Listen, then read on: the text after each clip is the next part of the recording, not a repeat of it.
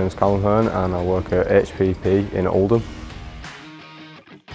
It's Steve Hannon, Works Manager at HPP in Oldham. Well, he's a bright lad in this. You know, all we're looking for is a positive attitude. He's definitely got that, and with that attitude I want to use the apprentice scheme as an example of what we can do and what we can achieve going forward. Because I prefer to do hands-on learning, prefer to make my own money, but at the same time stay in some kind of education.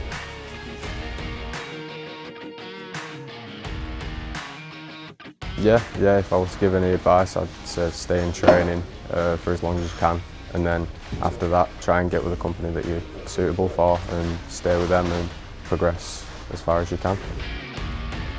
Progression routes, you know, obviously start at the bottom. In our business that's level 1, up to level 5 supervisor, and up to managers, and so on and so on. And most of the people that work here have progressed through that route. Well, I hope to get a team leader or a supervisor role inside the company. I'd like to stay with this company as well. Your mindset's to make money. Just go with an apprenticeship and try and work your way up, because that's how you're going to progress quicker